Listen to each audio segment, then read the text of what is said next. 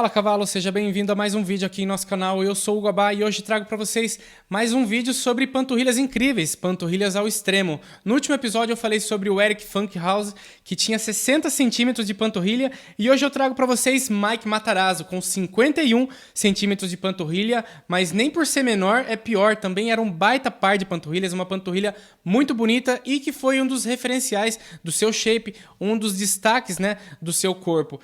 Ele foi um atleta muito popular, um cara que despertava o interesse em todo mundo que assistia e acompanhava ele. Ele era um cara muito pra cima, muito agitado, todo mundo gostava de ver ele competindo porque ele tinha uma energia que só ele tinha em cima do palco. Ele gritava, ele era aquele cara que chamava a torcida pra ele, que realmente dava um show e demonstrava todo o amor que ele tinha por esse esporte. Ele dizia que ele amava de paixão aquilo, que ele amava demais e que ele fazia com todo o seu coração, com toda a sua vontade. E isso acabou cativando muita gente. Ele competiu nos anos 90, uma das eras mais difíceis do fisiculturismo, onde tínhamos Dorian Yates e Ronnie Coleman dominando aquela década, né? E o Ronnie Coleman ainda avançou para os anos 2000 e conquistou outros grandes, a maioria dos seus títulos, né? De 2000 para frente.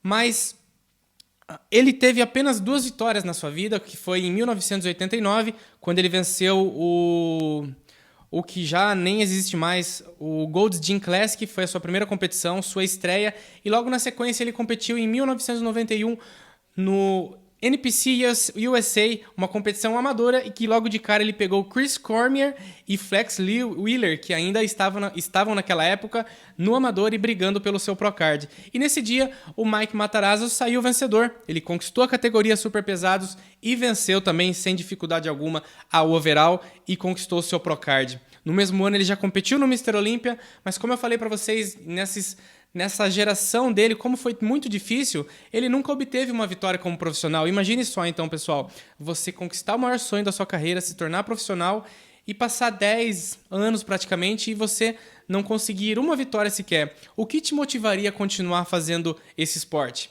E ele, sem dúvida alguma, foi o amor. Ele dizia muito que adorava fazer aquilo, que aquela era a profissão da vida dele. Só que essa profissão teve um preço muito caro para ele. Em entrevista, né? Se eu não me engano, a entrevista foi para Flex. Ele, já depois de aposentado, ele disse que o esporte machucou muito ele. Ele saiu do esporte meio que sem querer, sem vontade própria. Foi por necessidade mesmo. Ele passou a ter grandes problemas, grandes complicações do coração. E depois do 2001, a sua última competição no Mr. Olympia, ele passou por várias cirurgias, vários problemas cardíacos, ataques cardíacos, até que em 2014 ele veio a falecer por ataque cardíaco, estava na fila de transplante de coração. Ele deu um depoimento muito triste. Eu nem quero ficar entrando muito a fundo nesse depoimento. Quem quiser ler esse depoimento, tenha na internet, é só colocar aí depoimento de Mike Matarazzo, conta um pouco do que a visão que ele teve do esporte depois do acontecido. Ele disse que o esporte, ele se machucou muito e ele não percebia que estava causando toda aquela destruição no corpo dele. Ele amava muito o que ele fazia tudo o que era preciso para atingir seus objetivos, mas ele não estava vendo ali que aquilo aos poucos estava minando o coração dele, estava o prejudicando. Ele disse até emocionado que se pudesse voltar atrás, ele não teria feito muitas das coisas que naquela época ele julgava ser normal. Ele imaginava conseguir competir por longos anos, ter um envelhecimento tranquilo, normal e natural, mas isso não aconteceu. Então é um fim triste, um fim trágico que ele teve, mas eu não trouxe esse vídeo aqui para falar da história triste, né, que foi o fim da carreira dele. Eu vim falar do auge dele, das conquistas deles e principalmente das panturrilhas. Como eu falei aqui, a sua melhor colocação no Mr. Olympia foi em 1998, um ano difícil, o primeiro ano, né, da vitória do Ronnie Coleman. E desse momento, com certeza, foi a parte mais que motivou ele a continuar. Mesmo ele não tendo uma boa colocação, ter entrado no top 10 ali do Mr. Olympia fez com que acendesse de novo nele a chama, né, a vontade de querer continuar seguindo em frente, mas, como eu falei, ele não conseguiu uma melhor colocação, não conseguiu chegar nas melhores colocações do Mr. Olympia. Sobre as panturrilhas dele, pessoal, vamos lá. Ele teve uma panturrilha incrível, ele tinha 51 centímetros de panturrilha. E pesquisando sobre isso, sobre esse grande detalhe, né, do físico dele, eu encontrei um artigo muito interessante da revista Flex. Aliás, a Flex sempre fez as melhores reportagens, é dona das melhores fotos do nosso esporte, então O fisiculturismo deve muito a essa revista que contribuiu demais para o crescimento e a disseminação da informação, das imagens, tudo que envolve o nosso esporte. Eu tenho uma coleção incrível de revista Flex, eu espero um dia poder estar mostrando elas aqui detalhadamente para vocês, eu quero fazer uma prateleira bem legal, e aí quando isso estiver pronto eu vou mostrar para vocês com muito orgulho. E aí eu encontrei um artigo onde ele é intitulado como Os 7 Fundamentos ou Os 7 Mandamentos do Mike Matarazzo para o treino de panturrilhas. E eu vou ler ele aqui para vocês, falar um pouquinho sobre eles, porque é bem interessante. Claro, eu já antecipo dizendo que panturrilha é um músculo que depende muito da sua genética. Dificilmente, se você tem uma panturrilha ruim hoje, dificilmente você vai ter num futuro próximo ou bem mais para frente uma panturrilha igual a do Mike, por exemplo. Depende muito da genética, depende muito de como foi o início da vida do cara, as experiências que ele teve. Não vai ser só na academia que você vai construir uma panturrilha desse jeito. Depende do que você fez na sua adolescência, na sua infância e do seu código genético. Tem gente que não nasceu para ter e não vai ter. Não adianta, mas a gente pode com certeza melhorar.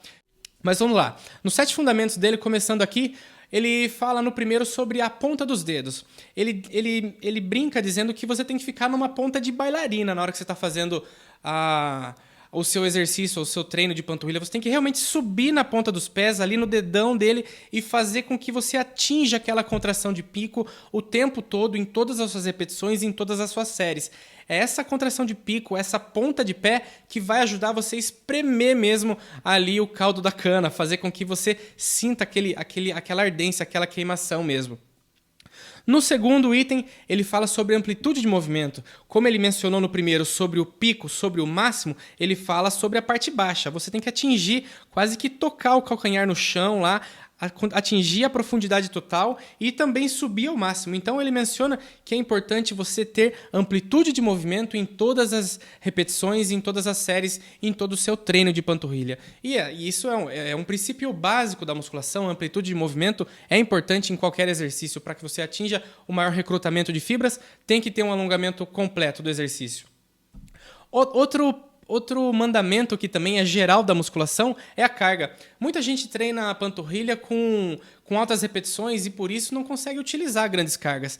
O treino dele era pura carga. Ele dizia que gostava de treinar em torno de 10 repetições, quando no máximo, quando dava para tirar um pouco mais, ele ia até 13, 14 no máximo, mas ele gostava mesmo de treinar, era na casa das 10 repetições máximas.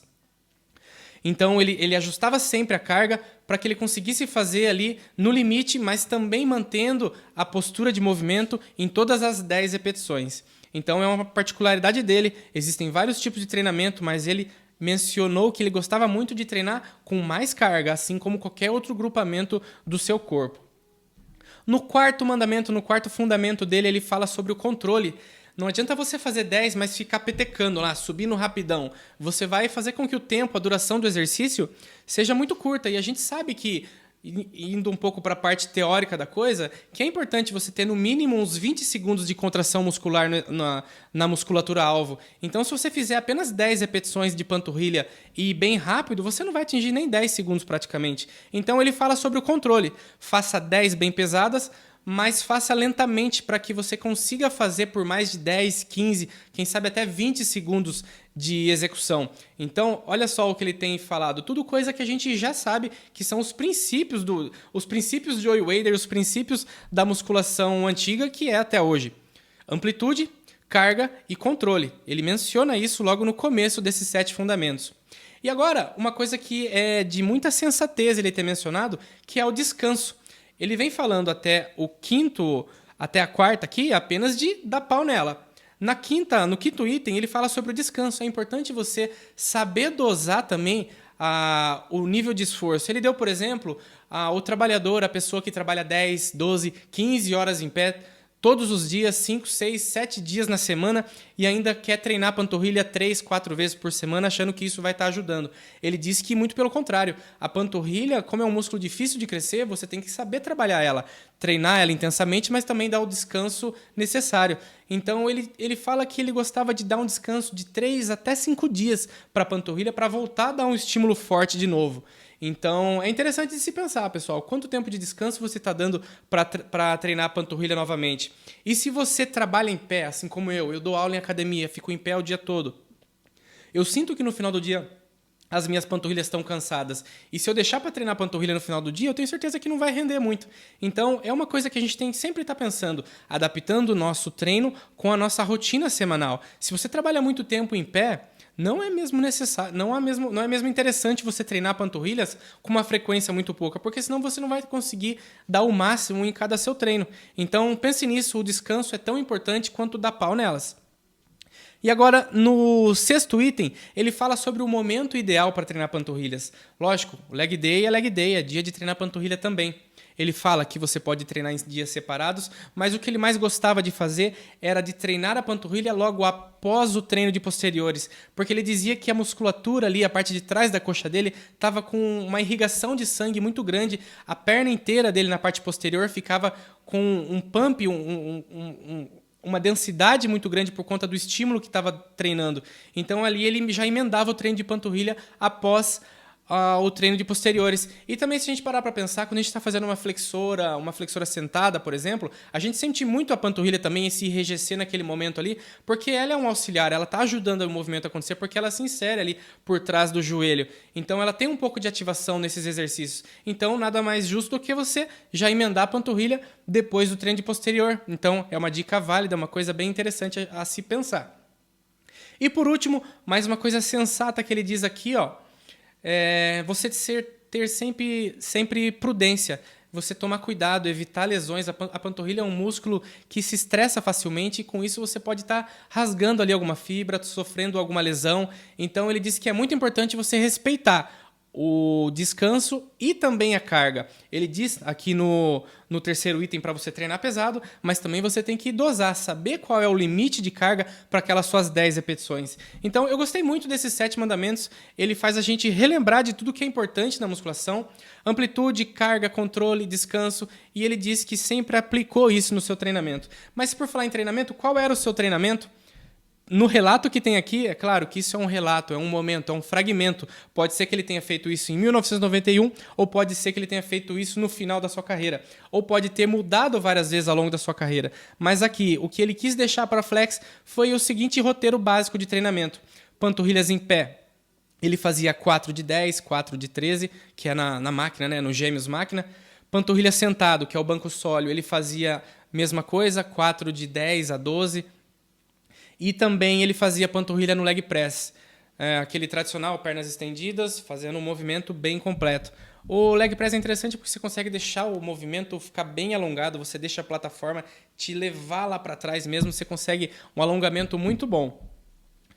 E outra coisa interessante aqui que ele finaliza, ele diz que muitas vezes a gente dá uma roubada, né, no treino de panturrilha, né, na execução do movimento, a gente querendo tirar um pouco mais de esforço, dá aqueles tranquinhos, dá umas mexidas para lá, uma mexida para cá. Ele falou assim que não tem nada contra roubar, né, no treino de panturrilha, desde que você tenha feito as iniciais muito bem feitas. Tipo, você faz 10 repetições bem perfeitinhas, bem certinhas, bem pesadas e quer tirar mais um pouco de caldo ali da cana, não tem problema você tentar ali mais umas repetições forçadas, isso vai fazer até bem. Ele só diz para você tomar cuidado para não sair roubando ou errando desde o início. Se você estiver fazendo isso desde o início, é sinal que você está fazendo com uma carga além do que você é capaz. Então, se liga, cavalo. Pessoal, essas foram as dicas. Este foi um pequeno relato histórico da vida do Mike Matarazzo, um fisiculturista extraordinário, um cara que amou muito o que fez e que infelizmente teve um final trágico. Então, a gente deixa aqui um tributo, uma homenagem. A gente deixa dicas aqui e deixa também aquela mensagem de sempre tome cuidado, preze sempre pela sua saúde, esteja sempre com os seus exames em dia e lembre-se que a vida é muito mais. O fisiculturismo é maravilhoso, mas a vida é bela. Pense sempre em saúde e longevidade. Tamo junto, cavalos. Até a próxima. Um grande abraço. Se inscreve no nosso canal, deixa seu like. Queria muito chegar até os 100 mil inscritos até o final do ano, mas acho que não vai mais dar tempo. Estamos chegando nos 90 mil agora, mas eu tenho fé em Deus, tenho certeza que com a ajuda de vocês, no ano que vem a gente vai conseguir muito mais. E lembrando que tá chegando o Natal, garanta seu presente lá na Horsepower Pro. Vou deixar o link da nossa loja aqui. Eu estou utilizando a camiseta cavalo vermelha que está entrando em extinção. Acabando ela, não vai ter mais. Eu vou renovar a cor, vou trazer coisas novas para o ano que vem. Então, fiquem ligados e até a próxima.